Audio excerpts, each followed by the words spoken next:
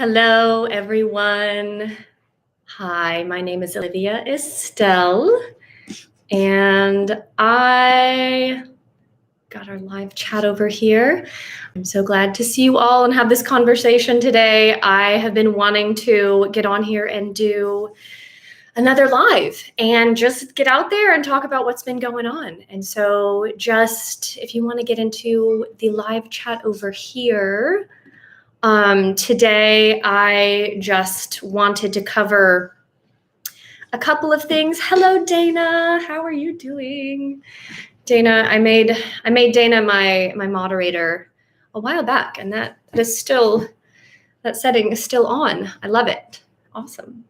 Well, I really wanted to just kind of update everyone on really life. Life is where all the good stuff is. That's where all the healing really, that's where the rubber meets the road, so to speak. And my summer, I don't know about you guys, but if you got my newsletter, you read a bit about this, but my summer has been crazy and just super overwhelming and just a lot on my plate. I've started, with homeschooling the kids seriously, and we're house hunting, and we're also just I'm juggling work with schedules that are different and just a lot of stuff. So it's all good stuff. Hello, AH. Hi. RM. Hello. Isabel Lopez. Hello. Schuler. Hello. Okay. I don't know. Is that Skylar or Schuler? I'm sorry about that. Bondui, hello. Blissly, hi. It's good to see you guys. Yeah, it's been absolutely insane for me, really stressful, says Dana. Yeah, we have had, like I've said before, we've had a lot of, as my mentor has told me, we're being hit by all of these coronal mass ejections, all these solar flares, as well as just kind of an updating new solar energy. So we're being hit with new radiation, so to speak, and it can really fry circuits. And really, it's really kind of like this big light detox, and whatever you got in there, it's really just coming up. And I just got a lot of stuff to deal with. So that is where we're at. And I want everyone to know today is the first day of Virgo.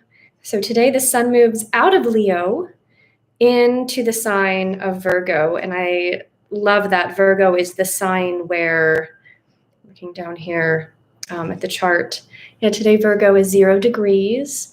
So in a couple weeks, we'll have the first day of fall, which falls in Virgo. And so we're getting into the season changing. I don't feel it here yet. Nashville is still super hot, super humid. Basically tornadoes almost every day. I don't know about the weather where you guys are, but it is really wild here. Schuler is okay. Okay, awesome. Good. glad I didn't botch that too much. So I'm looking down here at the live chat just as we're chatting. So you guys feel free to chat with each other, to ask any questions. I would just, hi, Whitney, good to see you. Virgo, yes. I would put, if you have a question that you want to stand out, put it in all caps so that I don't miss it. Or put question in all caps so that I can see it. But what I wanted to just kind of update you guys on, speaking of life, is what has really been coming up for me is the importance of the energy of where you live, the importance of the energy of the land that you are on, and the energy of your house, and the energy maintenance of your home. It is something that sensitive people really cannot ignore. It's something that it comes up for me all the time where I'm like, okay, I'm feeling kind of wonky or whatever, and I just feel kind of out of sorts, and I look around and I'm like, oh, I'm sitting in a pile of children's toys, or I'm sitting in this mess that I need to declutter, I need to clean up, and so sometimes it's as simple as me keeping my house neat and tidy just to create a good energy flow in the house. I feel like sensitive people just feel it because our senses are just open. Our senses are just on and we can feel these things. And other times I feel like emotional buildup. Maybe it's not physical clutter, but sometimes it's emotional clutter, or it's emotions that have gone on in the house and then just kind of get stored away in the house. It's also something that I see. And so as I've been house hunting, it's become really obvious to me because I'm walking through lots of houses. Some of them have furniture, some of them don't. But walking through lots of other people's homes, you really start to feel a difference in energy and with spaces where people have lived. And I really think it is important to think about, because now as we are moving, into this, I just kind of a season of intensity, I feel like everyone is just sort of upgrading their energy. I really feel like that's kind of a collective update. Everyone is really kind of going through an update, almost like a life review. That's intense. That's an intense way to put it, but that's just kind of where my mind goes. It's almost like the sun is coming in and bringing us what would otherwise normally be, a big aspect, like the Pluto square Pluto aspect, which is the midlife crisis. It happens between 38 and 40, or the Saturn returns when Saturn hits your natal Saturn again. It's almost like the sun is just creating that same feeling in us. It's doing the same things. It's really pulling up, okay, where is our depth? What do we really want? What do we really want out of life? And what did we actually come here for? I really feel strongly about, I'm kind of jumping around topics here, but I really feel strongly that we have to understand why we came. We came here with a purpose. We came here with even a sort of mission. And I think understanding that mission is part of what helps us heal. It's definitely just helped me, right? And part of my mission is just really helping other sensitives understand that, no, you're not crazy. And the psychic development is a thing, and learning how to heal and trust yourself and all of those topics. That's absolutely part of my purpose for being here. But I feel like, thank you, age. I like that you jump around topics a bit. Natural flow. Yes, it is a natural flow. And I like that you said that, because that is really all we can do when times are really intense, and when we're kind of like churning through like what's going to happen next, because we are on this brink of like, what is going to happen next? Just getting into a natural flow state and really almost releasing. Almost what I've had to do, especially with house hunting, is just let go and be like, I don't care. Like, I can't control this, because we've just looked at so many houses, and we're looking for something that's a feeling. And so anytime you're trying to manifest something, or anytime you're wanting something, or anytime there's a high stakes to something, maybe it's a job hunt or something that you want, it's so hard for me personally to let go and to release control. And so I really feel like just getting into that vulnerable place of letting go and being like, I'm just going to stop pushing and stop trying so hard, and stop, not stop looking necessarily, because I think, but just allowing it to be a flow state instead of a pushing. Yeah. And I've been having so many flashbacks and memories come back, and facing and purging. It's been exhausting. Yeah, that's kind of what the collective is facing. Like did you forget this? Here's another memory. Like, here's something to look at. Repressed memories is a thing that has been coming up for me too, and just working through those, kind of staying neutral as those come up. And so, right, let your next home find you. And that really is the crux. The crux of it is just kind of calling it in, because the energy of our home and the energy of our land we resonate with. So there's something about it that resonates with you. There's some resonation either with the history of the land or the space.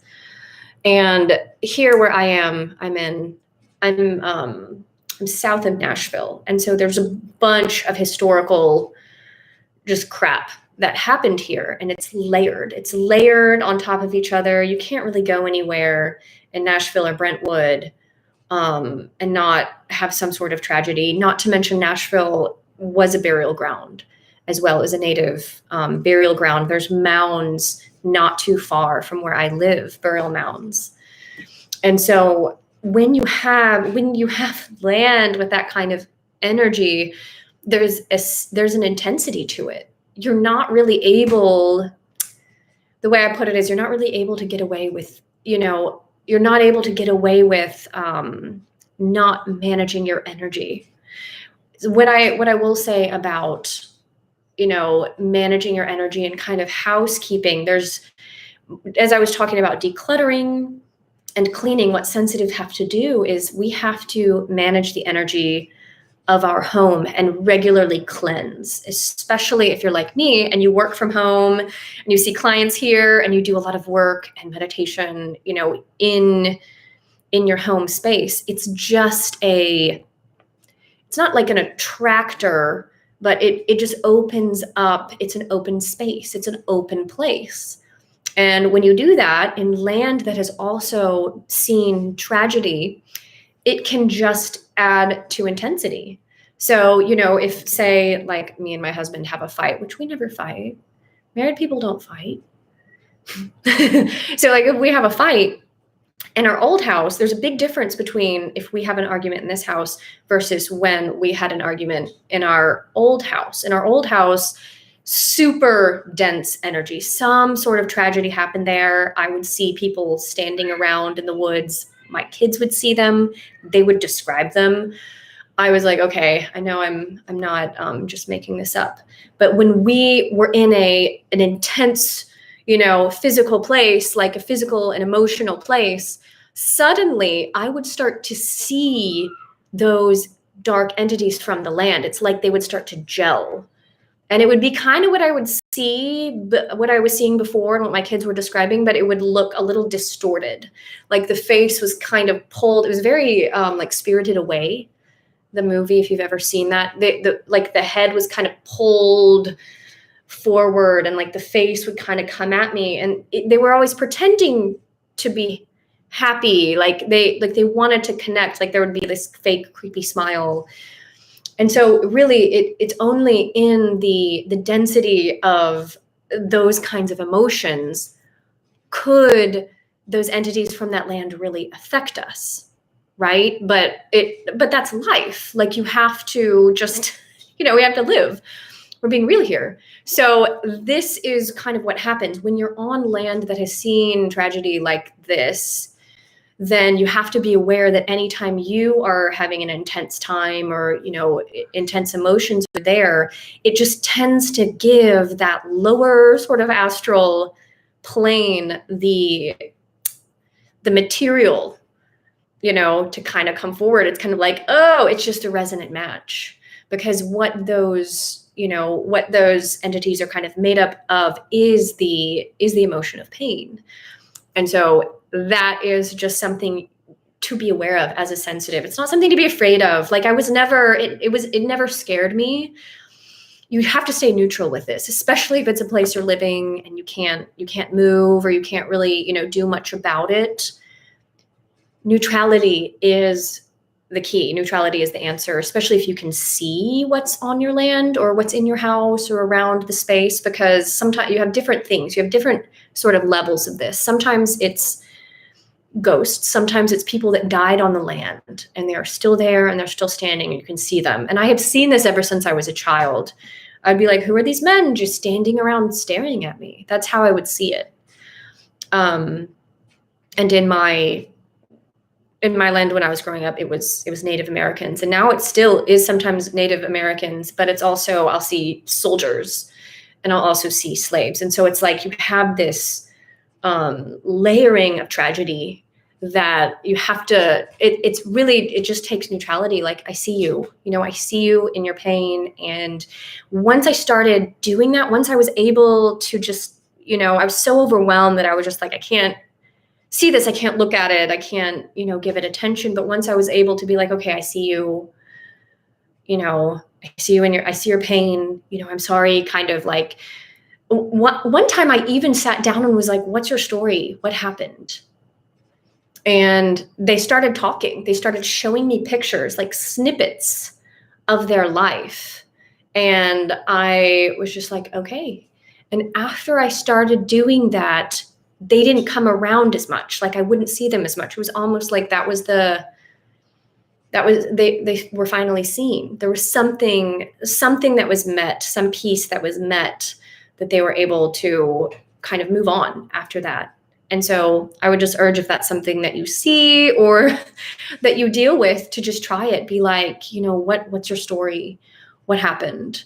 And just with neutrality, with neutral, just neutral energy, because sometimes things are really, really intense that they show me. And so it's just about staying neutral. Like they were there before I noticed them. And so it's really nothing new. But I feel like if it's something that kids are seeing, or if it's something that you're seeing, acknowledging their presence and just being like, hey, I see you, I feel you, what happened, what's your story, can really do a lot. And you can sometimes light a candle, as you do this, and just kind of ask that they go into the light or go into the flame, or whatever the kind of whatever the impulse of what they want to do is.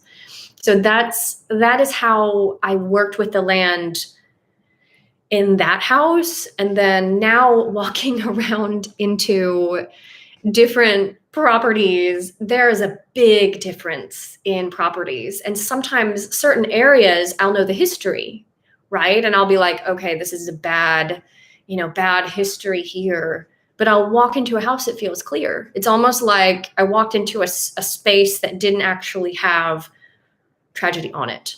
So it's like, okay, you can find pockets of good energy, even in cities where, they have dark history. And then other places that I've looked at where I thought, okay, this is way out in the country, this should be totally clear. One of those places actually felt the very worst to me. So I was like, okay, like I shouldn't make these snap decisions on where to go or where to look. I just have to go in person and feel it. It's really all about like the feeling of the place. So let's see.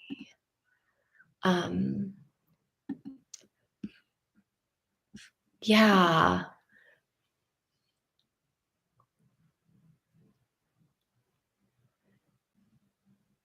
Yeah. So Bon Dewey said, I liked looking at places and the different feelings from them. I definitely do too. I like the process of looking and feeling the different feelings. It's more just, I'm ready for, I'm ready to move, but I really, it can't be a process that I rush personally. And I have always just kind of tended to let my properties come to me. And so that really is the best way. I just feel like I have higher stakes now that I'm looking for land. So, right. And Sam 3, I love it. I believe that properties need us as much as we need it. It's a calling, for sure. And on that topic, and I'm glad you mentioned that, because I always feel, and my teacher told me this too, I always feel like haunted. What did she say? Haunted people live in haunted houses. And I was like, okay, I've been called out, because I grew up in a haunted house. My house was over 100 years old as a kid. And I just got very used to hearing doors open on their own. I walked through one house that was 100 years old, actually, recently, and a door opened right in front of all of us on its own. And I was like, I see you.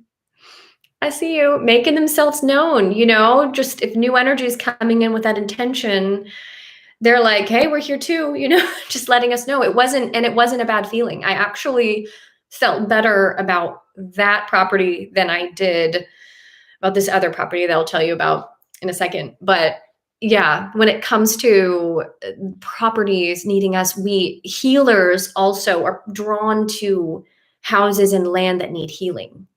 And so that's part of it. Like they kind of just leave a piece of their energy behind, after they move away. It's like they live there to kind of heal a space, to heal land, to kind of open up portals of light in places where lots of portals of darkness have been opened. I see tragedy that happens on land as if someone has opened up portals of darkness, and really to kind of just reverse that.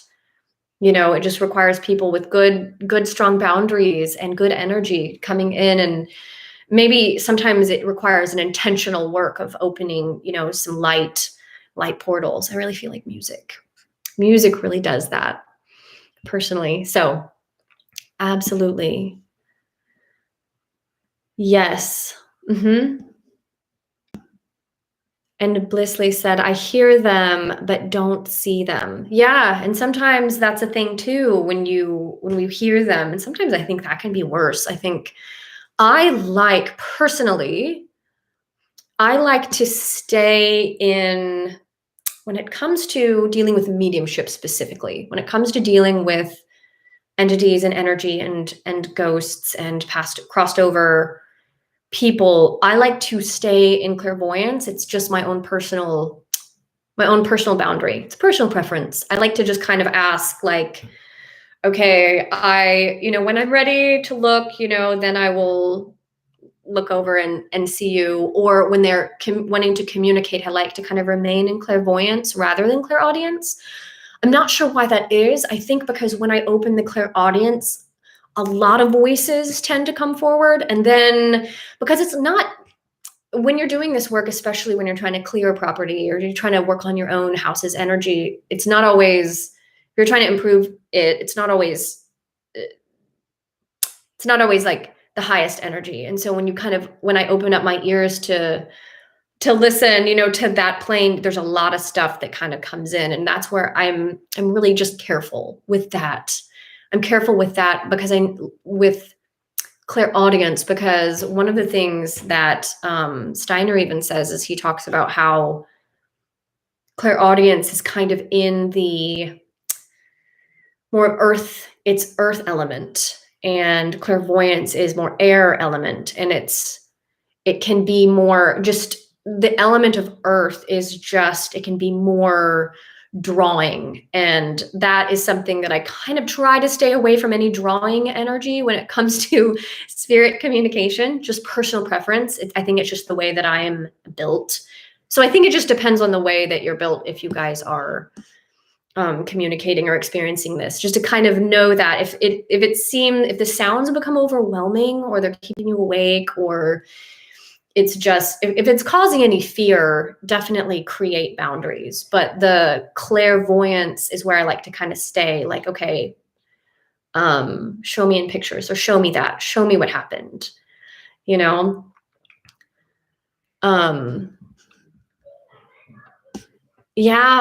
I totally get it. And Blissley, do you think that this happens more often to you personally because they know you can see and feel them? Yes, totally. I think that entities often know when you can see and feel and hear them. Absolutely. And so it can happen more to those people that are that open. Those beings will just kind of come to them. And I've worked with lots of people where, especially when they have really spontaneous openings, like spontaneous, it's usually a Uranus aspect. Honestly, it's a Uranus aspect that's on them. Usually, it's not always a difficult aspect, but it's usually some sort of like electrical, kind of Kundalini awakening, or sometimes Saturn returns, where someone just kind of opens up spontaneously. And that's when you have to be really careful. You have to be really, really careful, because when someone is psychically open, all of a sudden, it's almost like a big, like a fireworks show, where suddenly it's like, oh, like in the spirit world, it's kind of like sees it as like, okay. And so everything kind of comes around, and you just have to be really grounded and discerning and careful with that, because you don't want to go into fear. That's where it comes, what it all came down to, working with land and kind of dark energy within the land, it was just about not feeling fear and being able to hold my emotional body in joy. And the only way I was really able to do that was working through, trauma therapy and working through my stuff, just like with anything, just like really, I think that for me, it's so normal. For me, this is so normal. I feel like everyone heals this way and everyone has to do these things. But the impetus for me was like, you better heal or you're going to have these things coming into your room. So I don't know how many of you guys have had these experiences, but I say this just to validate those of you that have seen, this kind of thing, because sometimes we think we're healing. Sometimes we think we're on, this healing path. And then either we hit pockets of pain and we're kind of back into it, or I'm just really having, compassion just because I've been there, and, I'm having compassion for those people. And I work with a lot of these people whereas the healing process continues and deeper layers of vulnerability kind of come up, the process still continues. The healing still has to happen. And then for psychic people, the stakes are just higher. You have, crazy dreams and all this stuff. So getting back into the chat here.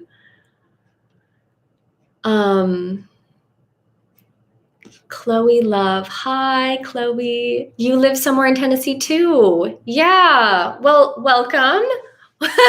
Welcome to Tennessee. I have moved away twice and moved back.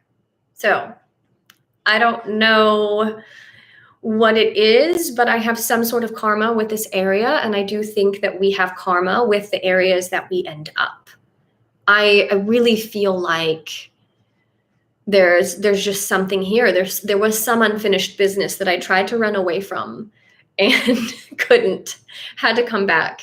And it started coming up with music, but then it also started coming up with understanding my past lives on the land, and all of that stuff comes into play where it's either, the energy of the city that you're in, that you have karma with, or it'll be past life stuff, or just karma with the people. And these are all agreements that we've made before we come in. And I think it's really interesting how it plays out with where we live and just really the geomagnetic kind of connections that is. Because if you think about solar flares and this is all just lighting up the geomagnetic principle. And so wherever you are, it's like the karma is being intensified. So yes. Thank you. Bondui said what you say does sound normal. So thank you for that. Yeah. Yeah. So AH said, I had my first awakening during my Saturn return at 33. Wish I had known this at the time.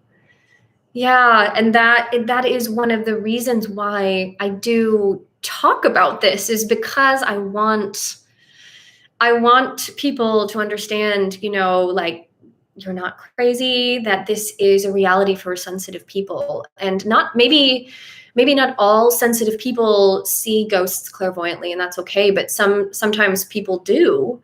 And I just want to talk about it. And I also want to talk about how the energy of land and houses really affects people.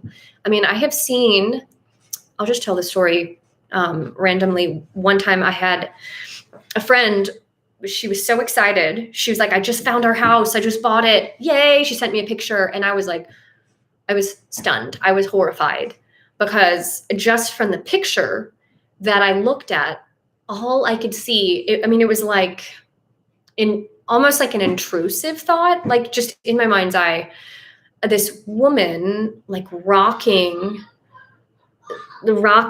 someone that was not alive, and she was crying, and I was just like, oh my goodness, weird. And so I just thought, it was the history of the land, and I think it was someone that was still in the house. And well, not to protect their privacy, once I started realizing, oh, this house was an old courthouse, and like from the 1800s, and back then the courthouses would usually do their, the jail was in there included, and then they would do their, whatever, they would carry out the sentences right there on the property, and it's just like the worst energy. And I didn't know that when I looked at the pictures. I could almost see things in the windows. Sometimes if you take a picture of the house and there's black windows because the lights are off or it's dusk, you can zoom in to the windows and actually see kind of outlines, of things. I mean, you can actually just do it on your phone. Sometimes I've seen really interestingly validating things that way.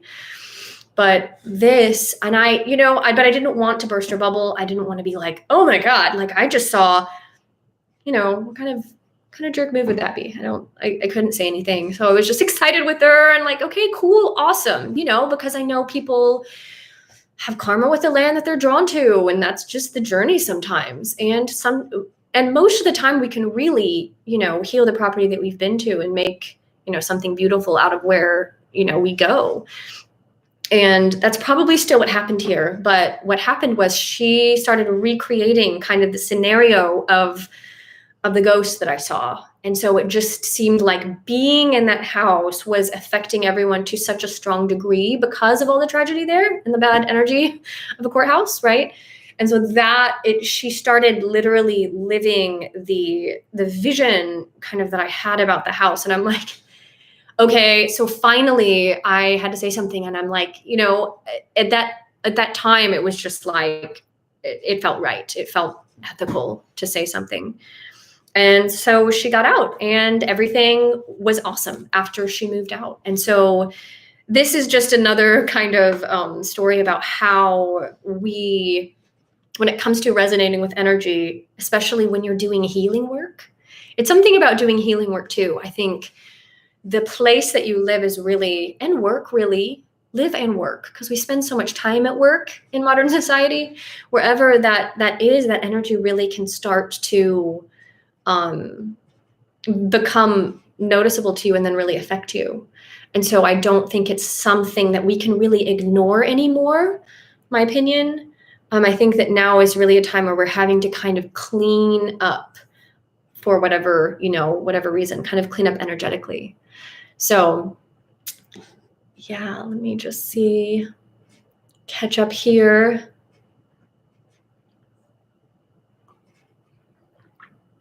Hello, Nance Hardwick. Happy you're here. So let's see. I wanted to tell you about, this was just a funny story. We've mostly seen beautiful houses that have had wonderful energy, wonderful land. I've actually been shocked thinking like, oh my gosh, this town, like, I don't know. I know the history, and I have arrived on the house and just got beautiful, feelings. Well, one house we pull up, it's one of the further ones out, but the aerial view, it was shaped like an egg, with the trees and the shape like an egg. And I'm like, oh, that looks so cool. I want to go see that one. I want to feel it. I bet it's, it seems like sacred land. I had all these like excitement about it. We drive all the way out there. It's about an hour away from where we lived. And as soon as we pull up to the gate, so the broker was like, you can just go let yourself in. Here's the code. And I was like, well, that's kind of weird at first. That's weird thing number one. Well, as soon as we pull in, I get this weird feeling. I get almost like a foreboding feeling. And I can hear someone or something almost yelling at me, like, get out. And so when you hear some of the most haunted houses I've ever been to, that happens at the door. Like they're like screaming at you, like, get out. There's anger. There's just the energy of anger there. And I was like, oh, okay. As I was like unlocking the gate, like, I hear that. Kind of just pretended like I didn't hear it because I wanted to see the property. I really wish that we had just been like, okay, turned around, but we had driven so far. We went in. So we open the gate, drive all the way in. Looking at the land, I just had this unsettled feeling. Everywhere else we had gone to, all the other land that are bigger property, like lots of land, beautiful. Like I had just this beautiful feeling. This was like, ugh. We pull up to the front door and I'm unlocking the door and I'm there with my husband. It just gets worse. And I feel like I can see things inside the house hiding. And as we open the door, my husband goes, hello, like he's kidding around. But I'm like, I even asked him, I'm like, how did you know I was just like feeling that? He was like, haha, just joking around. So we were walking around looking at it. It's just the layout is weird. We walk upstairs and my husband, who doesn't usually feel anything, was like, whoa, I just got super lightheaded. I just feel, dizzy up here. And I was like, yeah, me too. For me, it kind of felt more like heat and thick, almost like, whoa, like someone is still there. Like someone is still some sort of energy is still there. It was like a glommed kind of feeling. We walked down to the basement. Like I literally jump and scream, which my husband laughed at me for, as I turned a corner because I saw something like skitter. And I was like, I think I just jumped at my own shadow, like it was just and I'm not usually like that. And so, at least not in houses. And so it was just this weird, feeling. And things only got worse. Like on the land, my husband was like, this is getting worse here. He started feeling like actual like goosebumps, like tingling sensations. And he's like, this is so bad if I can feel this. And I was really just like kind of trying to, keep blinders on just because I'm like, I don't really want to know like what's happening here. So my husband, for whatever reason, like I never do this. He was like, you'll never guess what I found in the freezer. I'm like, why did you open the freezer? He pulled out, well, we didn't touch it actually, but he opened the door and looked down at a Ziploc that was labeled 2022. And there was nothing else in the freezer. It was like a very like special item left behind, full of brains. And we were like, done, out, we're out of here. We're done with this. Like he knows, he is a chiropractor and so has worked with cadavers and like knows what. And I was like, is that what they look like? And he was like, yeah. And so I was just like, we're done, we're out of here. No idea. I've shared this and people are like, people eat, cow brains. I'm like, okay, I know, but I'm out. We can't do this. So places like that, when you get really just bad energy, I don't go looking. I don't go digging. I'm not like trying to figure out what's happening. I'm not a detective. I don't do house detectives. I'm not digging or trying to figure out what happened. That only makes things kind of like angry. So I'm like, okay, we left. I just tried to clear it. I felt creeped out like the rest of the day. I felt really like slimed by this property. So that is a silly, creepy story for you about what not to do in a house. Don't open the freezer. No, I'm kidding. So just, there was a very distinct difference between the feeling of that house and all the other places that we had seen. So I would just kind of urge all of you to just start being mindful of the energy where you live, of the area that you live, and the energy of your house. Another thing too, what will happen is if you have family members or people that you're directly kind of corded to, if they come and visit and stay, see if they kind of leave emotional residue behind, because that's totally a thing that will happen where I have to kind of clean up after, some family members. That's also part of the energy hygiene process. So yes. Oh, good. Chloe, you feel brighter and more grounded when you enter Nashville. I like it there and have considered moving. Yeah, this is where I am. I'm glad you like it and you feel more grounded. It is on a ley line connected to Nashville is on a ley line connected to Athens, Greece. And so it is interesting too, wherever you live, look at the ley lines and see where they're connected, because the connection of Athens, Greece, Athens was all about the muse, and Athena. That's why we have a Parthenon in Nashville with Athena. It's very, it's connected by, the ley lines is a very geomagnetic connection to creativity. That's why this is the music city. This is why, they have people here creating music, and it has to do with the muse and creativity and inspiration. And so, these things can go both ways, right? That energy can be very potent in different ways. So it kind of just depends where your karma is. And Bon Dewey, I'm surrounded by crazy live people, not dead people. Well, I would say that's kind of worse. So yeah. Just curious if you can speak on astrology lines in particular to places you live. Yeah, so I was going to get into that too. Astrocartography is very interesting. That is the astrology lines that you're talking about. That is the lines, basically your birth chart, the planets in your birth chart has been overlaid on the world map in astrocartography, or the astrology lines. And the lines show where different places are either good for you or more difficult for you. And actually, Nashville is on my Neptune line. So that this has been, a place of healing for me, a place of creativity, a place of mysticism. It's really a place where I got all these memories back. Like I said, I kept getting kind of pulled back here from places where I didn't have any lines. Like I moved to Austin and then I moved to Berlin.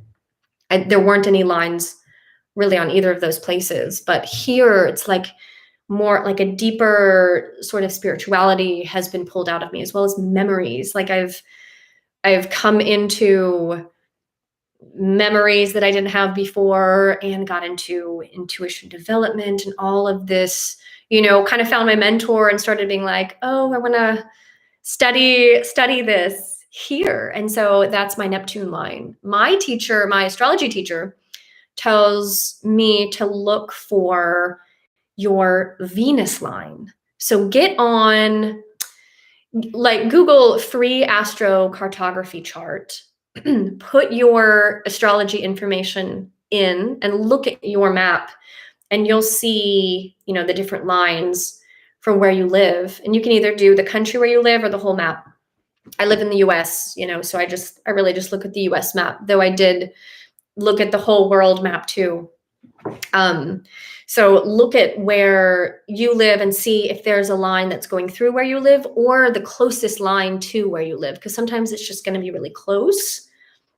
But you might be in a place where there are no lines. And so it might be kind of why you feel like there's really nothing there for you, and it's not, it's nothing is really, you can work with anything. You can work with really anything, and nothing is bad, really. But I would say that if you're looking to move, I would look for your Venus line, because that is where just the gifts are. Ease, luxury, the good things of life, money. That's where like work can go the best.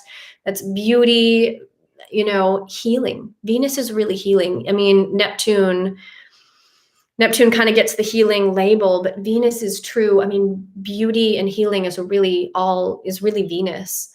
So look for, my Venus line doesn't really hit in the US at all anywhere. It's like off in the water. So look for where your Venus line is. And maybe if you don't live near it or live, on it, try traveling to it. Try traveling to where your Venus line is and see how you feel there. Like, see if you're finding any inspiration, because maybe all it needs is just a vacation there.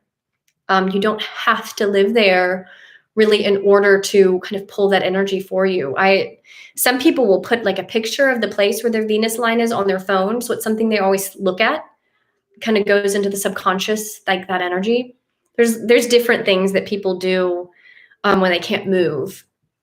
Or you can also look for I also like Jupiter, look for your Jupiter line. That's going to be one of expansion, abundance. you kind of have to watch out for things like overindulgence on your Jupiter line. Like, do you, is there too much of anything? What is in excess there? You kind of have to rein in the excess for Jupiter. Yeah. Yeah. And so a place between Chiron and Uranus, that would just be, it's not bad. In between Chiron and Uranus, it's like in between inspiration and healing. Chiron is not necessarily easy. It's the wounded healer. But, if it's in between, if it's not right on it, I would say that's okay. So yeah, Uranus is, if someone lives on their Uranus line, that's going to be a place of kind of like sudden inspiration. It might be sort of an antsy energy. There's going to be a lot of movement. You're going to have to watch out for electricity, electrical influences, around the city or the house that you live in. But it's going to be humanitarian. You're going to be thinking of other people. You're going to be having ideas. It's just Uranus is a very, it's really the planet of genius ultimately, but it's very quick moving. So living in Uranus, I think, would probably be kind of like it would just be a pace that would get your blood pumping. So just, yeah. Yeah. Oh, and Chloe, this area is on my Neptune and Moon line. Nice. Okay. Yeah. So you are really pulling up that mystic energy is being pulled up for you. Healing, mystic, nurturing. The moon is about home and family and nurturing. And then mixed with Neptune, it's like just double healing, mysticism, all of that. Very beautiful. Yeah.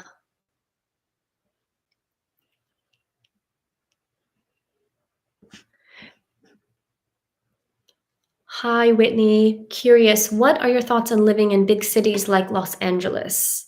As a young creative, I feel pulled to this energy, but it's also very overwhelming. Like I just think, gosh, as a young creative, you're going to love that energy. Like you kind of have to go to places that match you, right? You are not going to be very happy if you move out to like a cornfield in Ohio.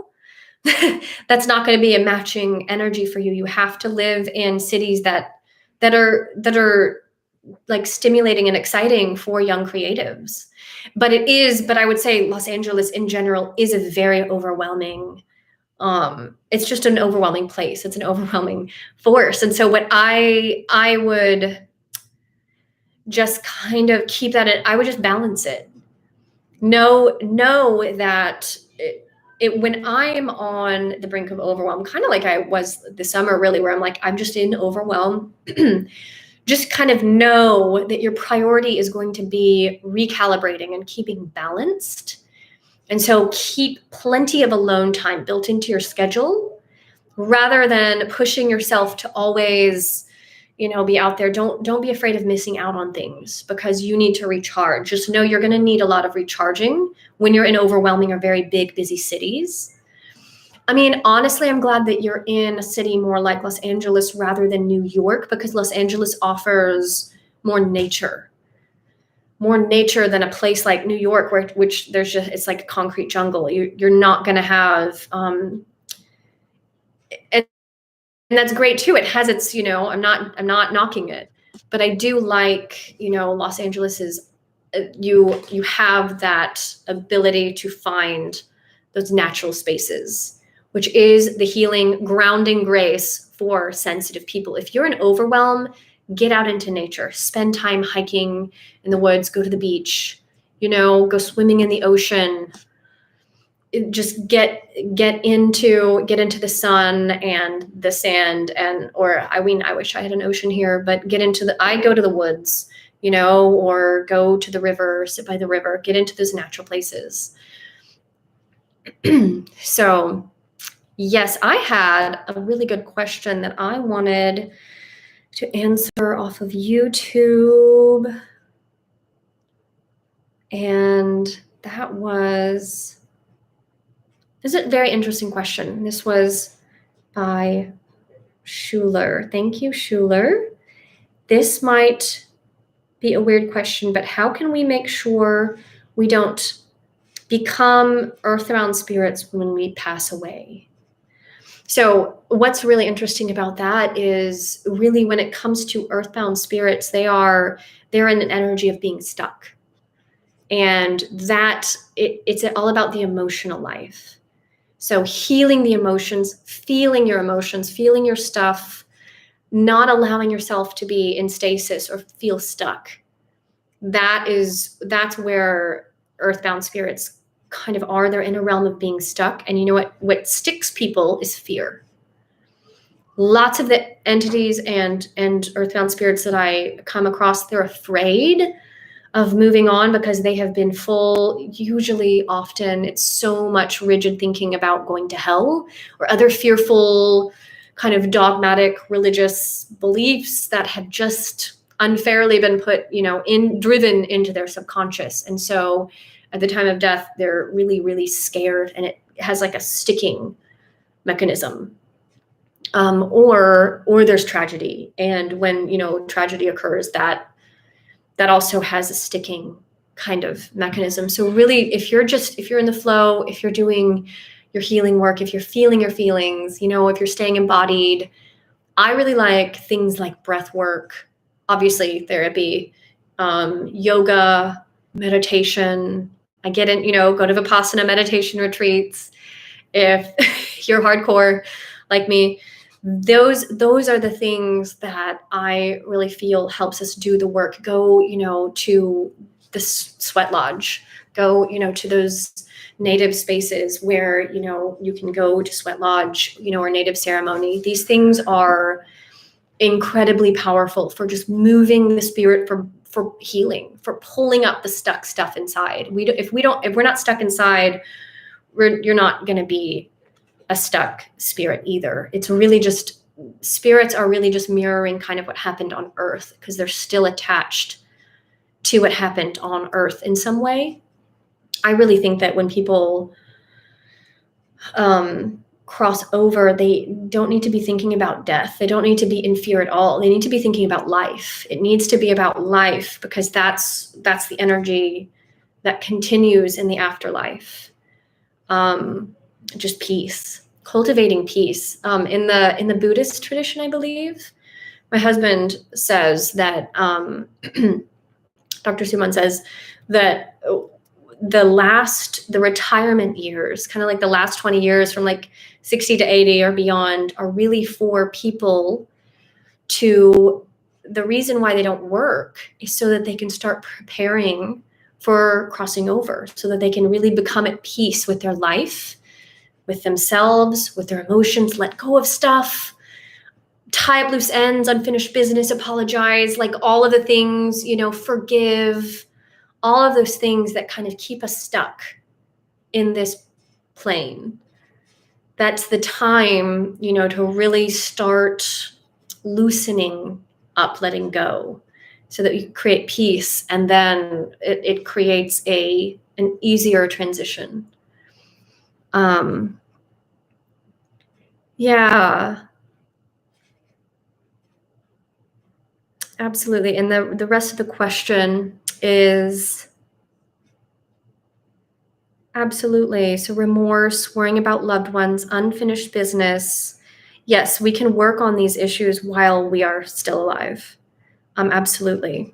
And what about knowing, Schuler asks, what about knowing we are already dead? Does it feel like dreaming?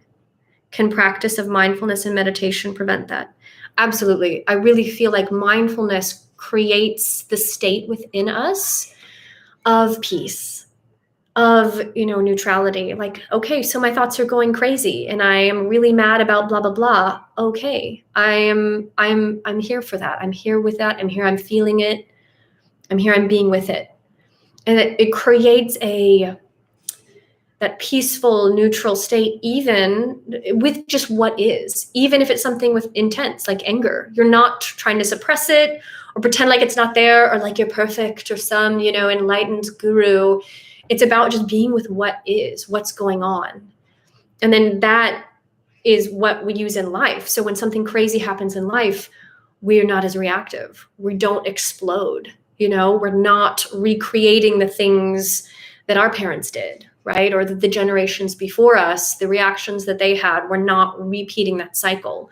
Mindfulness meditation helps us not kind of recreate old patterns. It helps us set new ones. You can't really reset generational trauma unless you have some sort of awareness or mindfulness, because you're just gonna go, your subconscious is gonna take over, and you're just gonna repeat patterns, because that's what humans do. Whatever is kind of just in there, especially from when we're really young, we're wondering why we're doing the same thing that our parents did, but it's just subconscious patterning. And so most of us, if you're here, if you're listening to this, you're probably here to break generational chains and sort of break generational curses. And, and we really only curse ourselves. It's really just, the generations from the past doing something that is their coping mechanism or reacting to their trauma.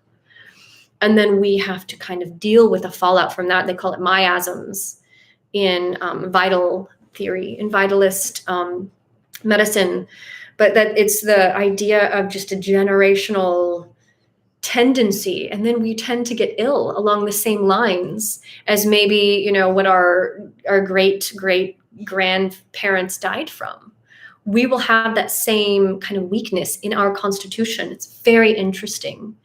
And it goes into, spiritual things too, like our personality, even the things that we want. I realized that what I wanted wasn't actually what I wanted. It was what my great grandmother wanted and what she couldn't have. And that was something that was so profound for me, because I had pressured myself to want this thing that I didn't actually really want, which was like kind of just chasing like, I wanted to be a singer, like chasing this, notoriety that I realized I'm actually the little girl who liked singing to trees on her tree swing. I was never really about showing off or really being, I never really needed to be the center of attention. Like I never needed notoriety. Like it was something more where I wanted to heal souls. Like I would be there, at the lunch table, like mediating people. It wasn't about being, whereas like here I am on YouTube doing YouTube Live, right? Like go ahead and call me out. But it wasn't, I realized, oh, this is a miasm. This is a generational thing. And so the same is we talk all the time, or you hear all the time about, man, it's hard like you too. Yeah. So it's one of those, it takes confidence. And I didn't really have it because I really wasn't, meant to do it. It was part of my genetic line. There's lots of musicians in my family. And my great grandmother was famous, but it wasn't enough for her. She didn't think it was good enough. And so we talk all the time about generational pain that's passed down, right? Generational trauma. But we also have like generational gifts. And I want to talk more about that because it is just worth acknowledging. Like, what gifts were you given by your heritage? What was good about them? Like that we got the traumas, but we also got the gifts, and we also got the dreams, like the secret wishes and dreams from them. And so I think sometimes it's good to kind of go through it and be like, okay, what's me and what maybe isn't me, or what's part me, because there'll be resonance with you, with who you are. But sometimes there'll be either extra.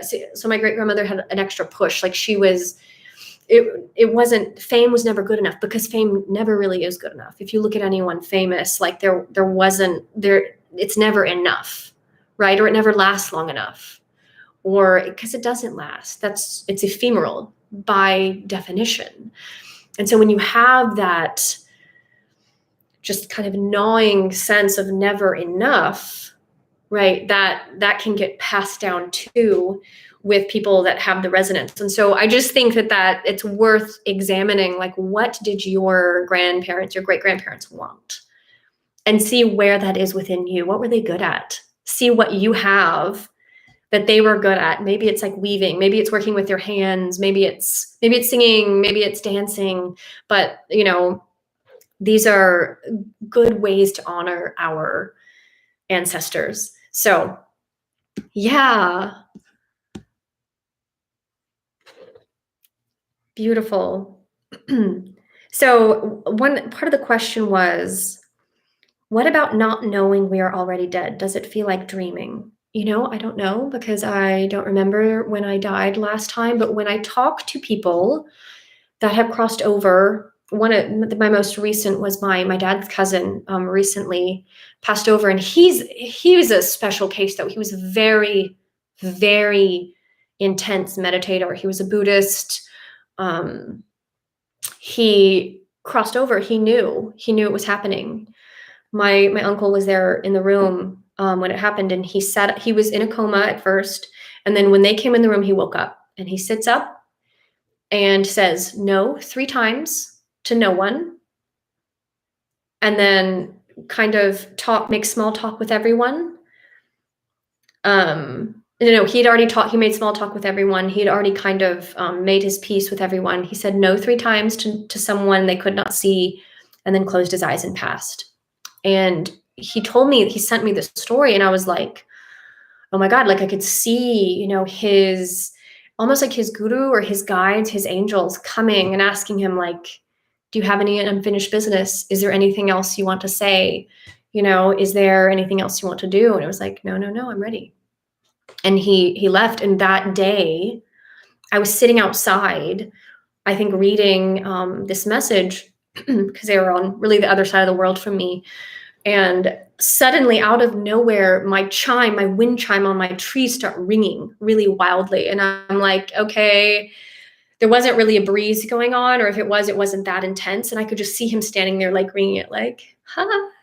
And so I think it feels like living. I think the feeling that I got, and this is all I have, right, is that it feels just like living. And it felt like he was just kind of, and I think dreaming feels like living personally. So I think it feels pretty conscious. I think he knew, and he was going around visiting everyone. His family all reported. His family, he married a Thai woman, and so all the Thai people they're very spiritually connected. At least his family, they all said that he visited each one of them. And so I think, for they say the first 3 days after crossing over, you're still on the earth. And that's what I have seen. That is what I, have witnessed myself. So absolutely, practicing mindfulness and meditation helps you really be conscious in these times. It's very, very possible. And in fact, it's what we're supposed to be doing. That's the point. That's really the whole point of, mysticism, is to be awake and aware at and neutral in such a way, and full of love, really, and compassion, that, you're able to just kind of move through gracefully. And will it take a long time for the soul to figure out that they are dead? Not always, no. That sometimes the soul doesn't. I have seen people that did not know that they were dead, but they figure it out pretty soon. And it's usually the ones that are very stuck that will stay in the same pattern. And that's not usually their whole soul. It's more of an energy imprint that stays stuck. Like you hear the stories of the woman walked down the stairs of the grand manor holding a candle. That's not her soul. That's an energy imprint, because she did it every day of her life. And, it just kind of imprinted into the house, and then she's probably like partially kind of moved on or into a different place, but the energy imprint is still there. And so you will have some people that have had mental illness that will really not, that they're kind of the most susceptible to being stuck. But that isn't, what I would really worry about or focus on, because really all it is with love. With love and ease, the energy of being stuck kind of, it dissipates. And so don't worry about that. Or the question, burial versus cremation. There's a lot of death questions. And that's okay. I think this is kind of coming up for me too. Is my grandmother is 95, and we know that it can't be much longer. And so I've had all of these thoughts of like, okay, what's going to happen? What's next? But burial versus cremation, keeping ashes in an urn. Okay, would these options affect the soul? I prefer my personal opinion. Now, I was raised Baptist. And so my parents, they all are like, no, we believe in burial. And I'm like, okay, like I wouldn't have thought of it as a belief. I would have thought of it as a preference. But I know that religious beliefs want burial. But my husband is Hindu, and I never really thought about it. But the reason why other cultures cremate is because it's said to kind of release the body from the earth, release the soul. It is one of the easiest ways to kind of keep people from being stuck here. And that's kind of what I've seen. I've seen some people keep ashes like in a chain, or like split it up and give it to each child in the family keeps an urn on the mantle of the ashes. And I wouldn't do that, because that also has the more of the possibility of keeping the soul more stuck to the physical, to the ashes that was them. And I think what the Hindus do is they say to scatter the ashes in a body of water, in a natural body of water, right? In the Ganges, they put in the Ganges, or in the ocean, or some in a natural body of water to kind of release it, almost like washing it away, like washing. So I think burial or keeping ashes in an urn, like those are things that, if the soul could get stuck, that could keep them more stuck. And I don't personally like things like graveyards. I think that kind of turns into a cesspool of energy, just because it's just an area of sadness, right? But it's personal preference, that it's whatever you want to do. They don't have to affect the soul. Just because someone was buried doesn't mean that they are stuck here. I don't believe that, but I do think that it helps the soul to cremate and to scatter into natural water rather than holding on. Like the act of holding on to the ashes is kind of an energy of not letting them go. That's just my opinion. So, yeah. So an where do we send questions? You can type them into the chat if you would like, if you have a question. This one is just a question that I got on one of my old videos that I thought was really good to answer. But yes. Hi, Wyatt. Beautiful. Can you make mental imprints when you're still alive? Yeah, I think that you can. You absolutely can. I mean, that's kind of what those imprints are. They were created when people were still alive. And so it's just kind of what happens still when just the mental imprint can be so strong that it's still it's still going. And usually there are other circumstances, there are other energies about the location, about the house, about the land. Maybe it's over a ley line, maybe it's over something else, or there's a lot of electricity going on that can make the imprint make it stronger. So, yeah, I have rambled on about that for a while. Are there any other questions that anyone has? Let me see what else I have written down here to discuss.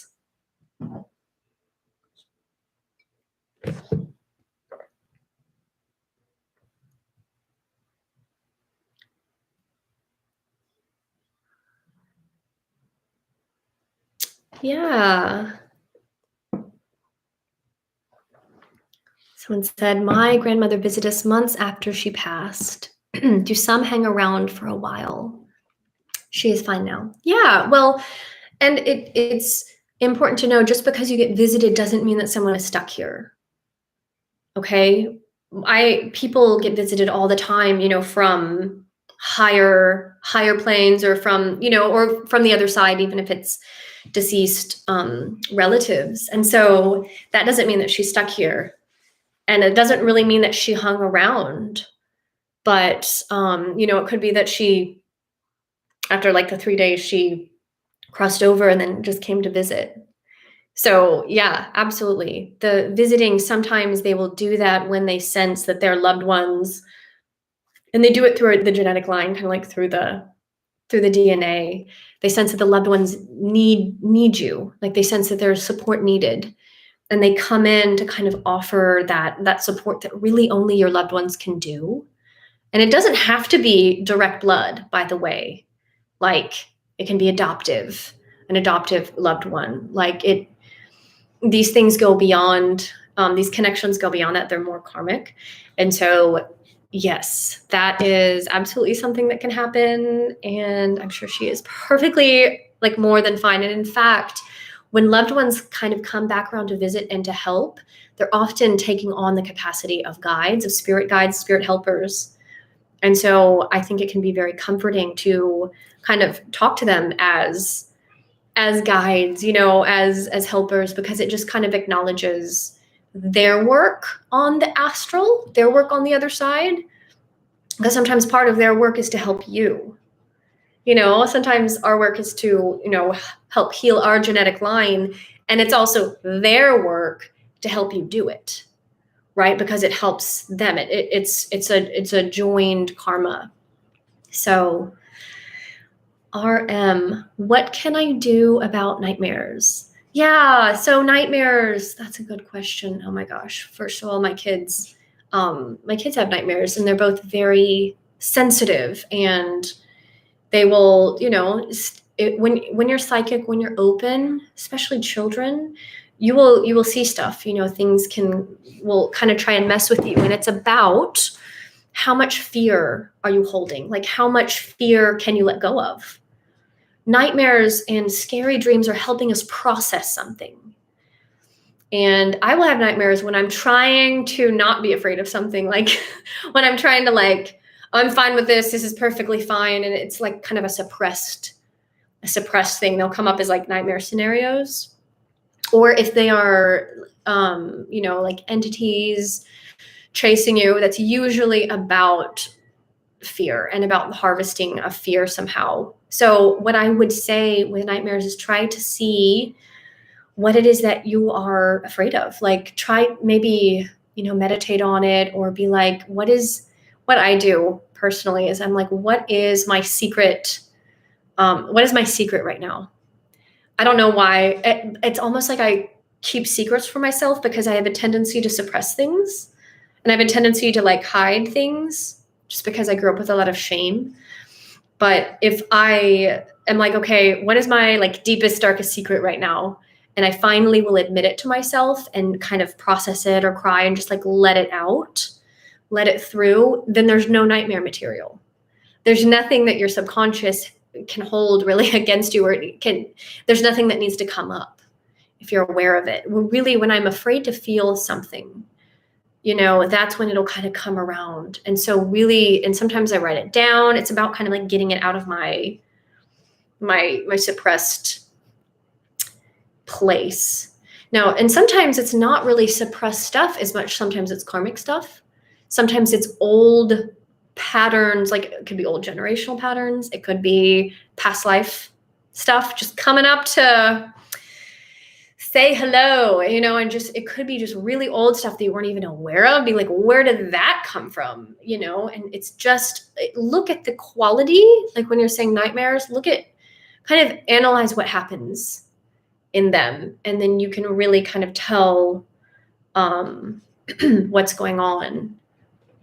Like with symbolism, dream symbolism, I love like Jungian analysis of dreams. It's my personal, I love that whole thing. I don't know if you want to share details about your nightmares, but if you do, maybe, we can see like maybe what's going on, like the symbolism of where it is, as well as when it comes to past life stuff, it still is going to resonate with our current life. So with that. When my kids are having nightmares and they're like, Mommy, we sing.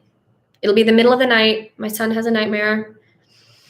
We start singing. We sing a song that I like, that we all, it'll be a bedtime song. So a song that, turn on music. If you're creeped out at night or whatever, have nightmares, turn on music that feels good to you, or sing. Just kind of change the air, like change the mood. And then sometimes also, if I have a nightmare and I wake up and I'm like, oh, thank God it was a dream. I will be like, no, it is not going to end like that. And I get kind of like, no, I will go back into it. I will close my eyes, kind of pull it all back up. I will go back into it and change the ending. I love doing that. I think there's something, so I'll be like, oh, I've been chased by this thing. I'm going to go back and I'm going to face it, right? And I like go back into it and face it. And usually it just kind of disappears if you like face it. My husband the other night actually walked into something that was creepy. Like he realized, oh, I'm going to have to face you. I don't remember what it was, but it was just something, and he walked into it.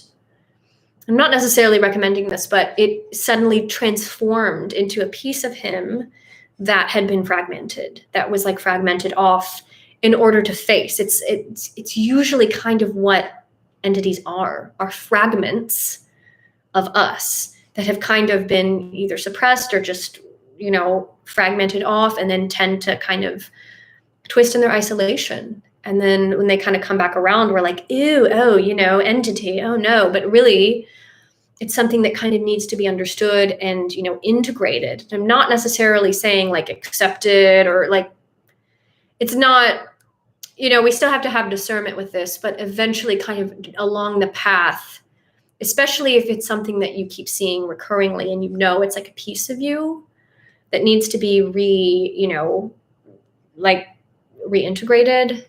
That's what I'm talking about. I'm not really talking about, seeing creepy entities and, accepting them or attaching to them. So yes. Hello, Alex. Hi, glad I caught you. Glad you're here. Awesome. And hi, Chloe. I used to have a reoccurring dream that my grandpa kept telling me to turn my head. And then when I would turn back, he was a lizard person. Whoa, that is interesting. And as a reoccurring dream. Huh. Yeah. I mean, reoccurring dreams always have deep meaning. They're always trying to tell us something. It's a message that is trying to get through. It's a message that is like, okay, remember. The creepy thing in my husband's dream was something he had seen since he was a child. One of his most haunting nightmare memories from a child. And he's like, got to face this, like it's time. So that when we have reoccurring things, it could be that, he had some kind of overlay, or that was just his, part of his soul frequency, it could be that, he has like the reptilian sort of soul. So I'm always like, one of my things that I go through life with is like, even just because people look human doesn't necessarily mean that they are when it comes to like their soul path. So I'm not saying that, is true about your grandpa, because there's probably several things going on with that, but it's interesting. Yeah. And interesting too, if your grandpa's a loving man but very cold and distant, it can also just mean like an overlay, the lizard person is really just like an overlay. It's not someone who can really get into the heart, get into the feelings, which we are here to do. We're here to kind of pull into the heart and be able to hold our emotional body. So yeah. Wyatt has been more conscious while dreaming the past few weeks. Does it have something to do with all the cosmic events happening this month? I have had people asking me, they've had either crazy dreams or like suddenly none at all, out of nowhere. So I think it just kind of depends on where you're at. The solar flares definitely tend to either burn me out, like burn out my dreams where I wake up almost exhausted. And then I remember things later where I'm doing tasks for people. It's really strange. So I'm like, what am I doing on the other side? I don't remember. But I wake up to remember, because you can't really remember. I can't really remember my dreams when I wake up unless I'm in a calm state. And then I have other people that are like, suddenly I'm not dreaming at all. And it probably is that you are still dreaming. You're just not remembering. And if you're more conscious while dreaming, it's probably the, this new energy helping your clarity with your subconscious. So really what I would do if you're suddenly more conscious with your dreams is I would keep a dream journal by your bed so that you can start recording them every morning when you wake up, because you're going to start to see patterns. It's almost easier to analyze something that's written down, especially like a few days later, especially after other dreams, because sometimes dreams fill in the blanks. Like we'll start getting little pieces of puzzles from dreams that start answering larger questions. So I would really urge dream journals.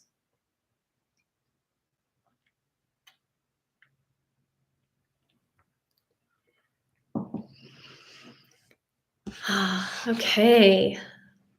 Well, let's see.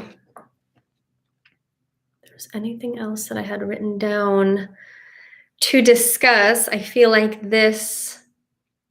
I don't know about you guys, but I have been kind of popping off on my Instagram stories lately about just the educational model of the world that we have now. I was just getting today about how it's based on consuming, and there's a lot of interference. I was posting about beekeeping and natural beekeeping being like a direction we need to go, rather than always, interfering in the beehives and always like ripping open the top to where they have to repair everything.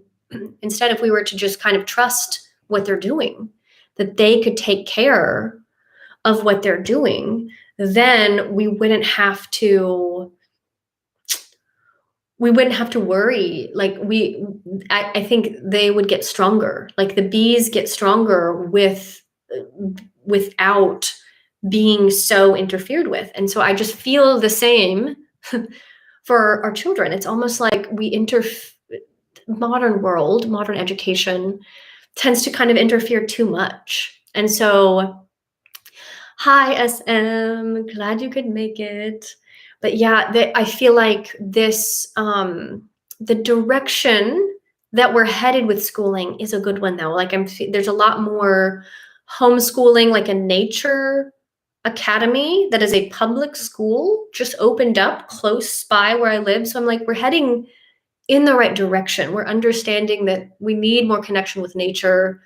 The education system needs to kind of broaden its horizons, but it still, classrooms of 30 kids or one teacher is just kind of teaching people. It's like we have to shift that. There has to be like I just think there has to be a whole paradigm shift. I think we have to start breaking these kids up in groups and getting them into what they enjoy and focusing on creativity. What I want to do personally is I want to see, kids working on what they like in groups for teaching other kids. So say the kids that like math, they kind of connect to the energy of math and learn that way, almost like connecting through God or through source, but like connecting through their joy, through something that they love. And they're learning not to just consume and keep it, but they're learning in a way that they can teach it. Right? So it's passing it on. It's passing it on to the kids that maybe don't love math, or the next generation of kids that love math, right? I haven't quite figured it out, but I'm like, this is the direction we want to go. And then the other group of, kids that are into whatever, like they're kids that are trying to access the energy of reading, right? And how to teach younger kids how to read. And in this case, it's a transmission. It's not really teaching and instruction and lecturing. It's an actual transmission of their highest joy, because I don't really think we can learn anything unless we're learning from someone who is loving what they're doing. You know, it's so much easier to learn from a teacher who's passionate about what they're doing. So this is kind of the direction. And then I think just as much nature and non-interference. It's like as little interference, like teacher interference, as possible, because everything really needs to come from the heart. And I feel like even the Waldorf, like Steiner's idea was all the teachers need to connect to God, to source every day, first and foremost. And only then can they even connect to kids. Only then can they even teach.